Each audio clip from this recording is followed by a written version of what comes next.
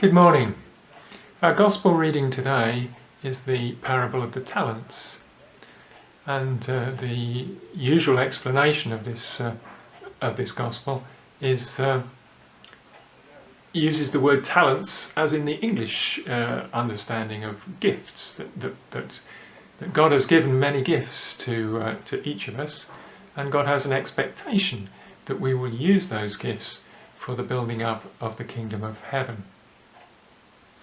That's a message that I think here at St Cuthbert's we've taken on board rather well. One of the greatest gifts that Monica has, and she has many gifts, is that of encouragement. That she has been in her time here.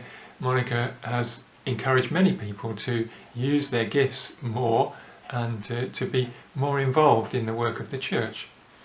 So when I arrived, it was very much a team effort. And still is, and so and for me, I found this a very good way of working.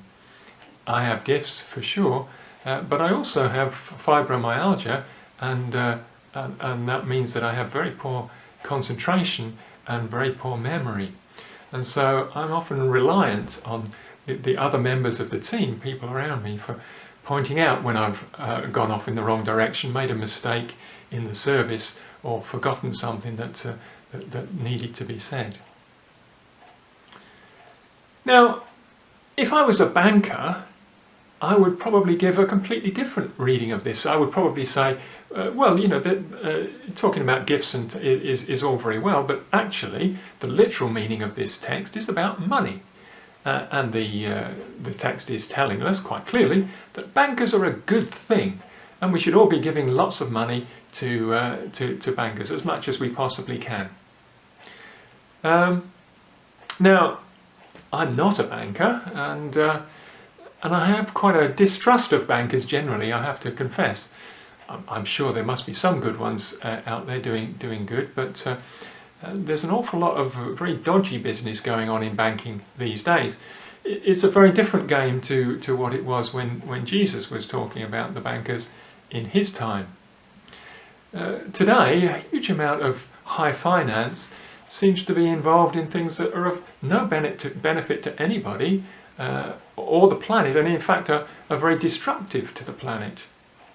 There's a whole arena of banking which I would call casino capitalism, which is involved about speculating other people's money on very risky ventures.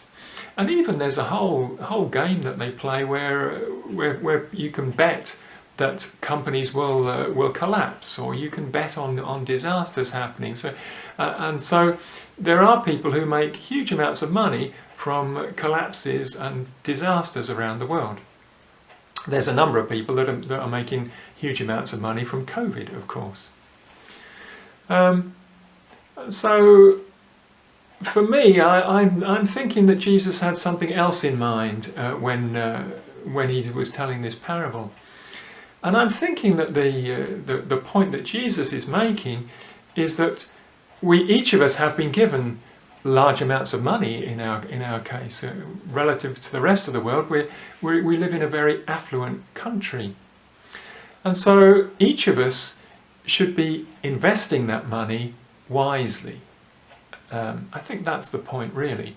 Now, in the story, it's talking about investing the money in order to get a financial return, and the servant who hid his money away is severely castigated for that, because he didn't allow that money to grow and to be useful to anybody.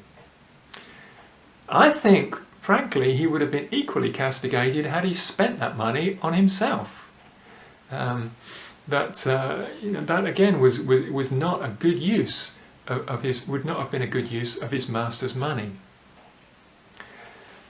Now, in this crazy world that we live in, our government spends huge amounts of money paying interest on money that they've borrowed. In order to fund our social programs, and that seems to me a very strange way of doing business. Really, I think that I think if we were to follow God's advice on this one, then it would be clear that those people who have large amounts of money in this in our country, rather than lending it to the government and taking back huge amounts in interest, so growing their money in that way, they should be giving that money either through taxation or through charity in order to help the more vulnerable members of our community. And that, for me, is the point of this parable, is that each of us has been given, in some cases, large amounts of money, but in all cases, money. And for those of us who have been given more than what we need to live on, then we should be thinking very hard about how we can use that money, either to develop things that need developing, or to grow businesses that need to grow, or to give to the poor, to those who are hungry and those who are homeless. It would be it's a much better investment of our money to put our money into affordable housing, rather than having to deal with the problems of people who don't have affordable housing, and who then wind up needing the court system and prisons, which are a much more expensive way of dealing with the same problem. So I think there are two meanings basically that we can take from this parable. God has given us gifts and God has given us money, and we should be using both of those things for the good of God's kingdom on earth. Amen.